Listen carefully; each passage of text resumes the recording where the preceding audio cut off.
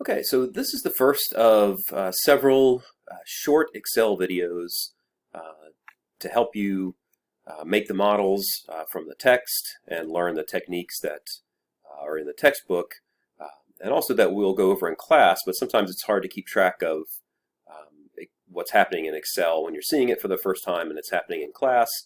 So these videos are a chance for you to reference what we do in class and focus only on the Excel. So this video will be the construction of the exponential growth model.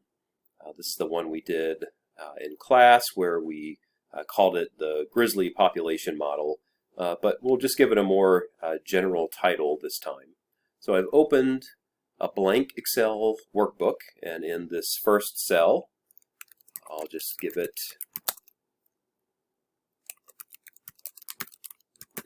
a descriptive title. That's what I'll use when I save the worksheet. So if I'm ever asked, right, to open the exponential growth model, then it'll be easy to lay eyes on it and open it right away.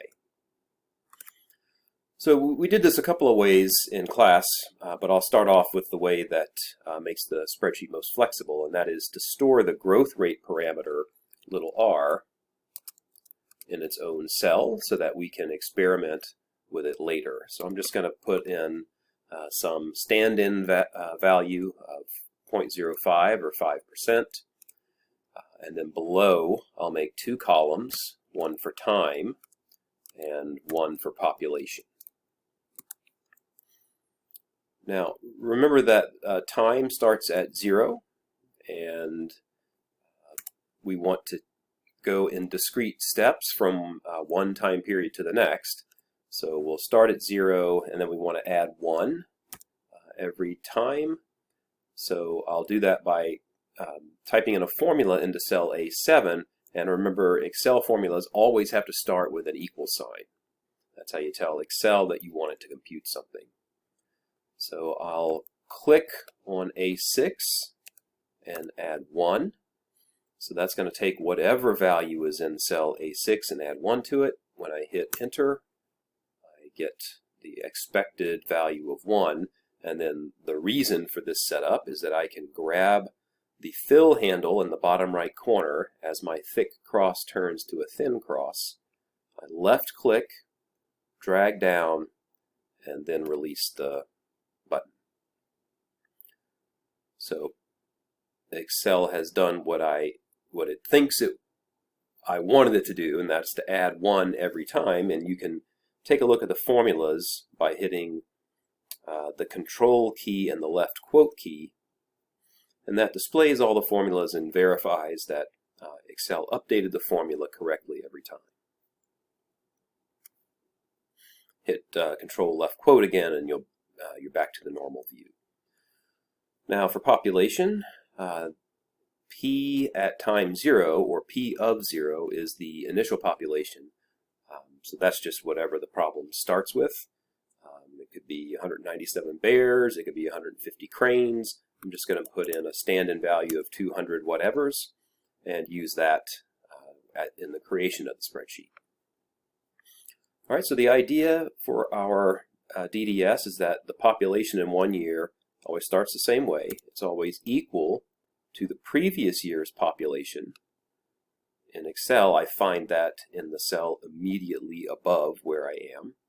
So the previous year's population is B6, and to that I add R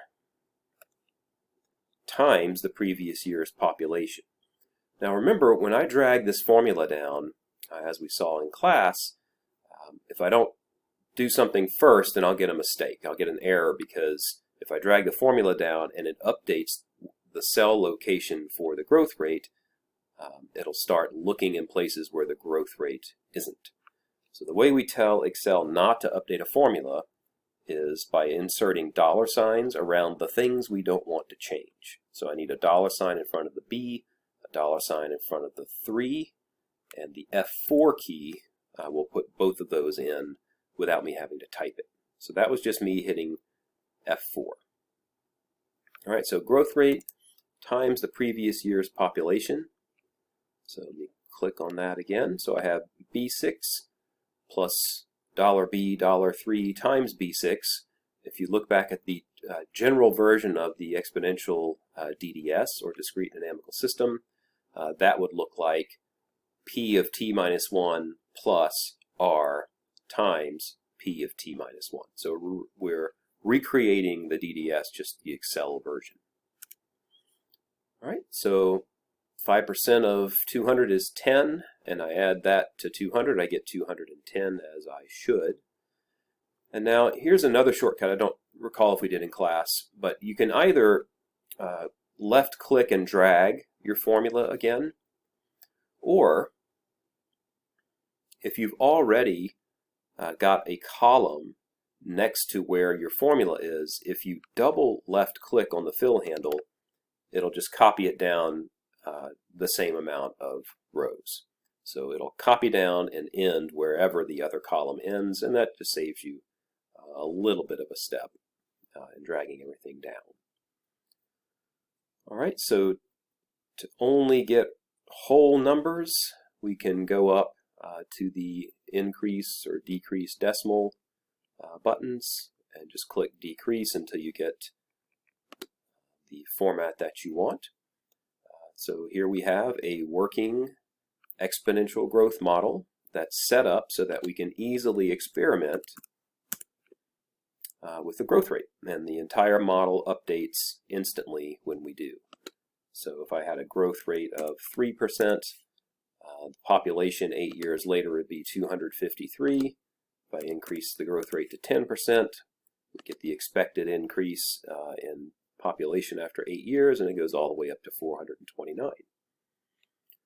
All right, so I'm going to save this spreadsheet to Moodle along with this video, and you are free to download the spreadsheet, put it somewhere where you have easy access to it. So if for whatever reason you didn't have a working version of the exponential growth model already, then it'd be easy for you to pull up one for one of the assessments where you're asked to use that model. One last thing, I just want to point out that all of the growth rates I've done so far, I've entered positive growth rates, and so that would represent exponential growth. This also works for exponential decline. So if I entered, say, minus 6% or minus 0.06, then notice we get the decrease in population as well. So this spreadsheet, the exponential growth model, works for both grizzly population and the sandhill crane population and other populations like the condor population. It handles both growth and decline, depending on whether R is positive or negative. All right, I think that'll do it for this video, and there'll be others to follow. Thanks.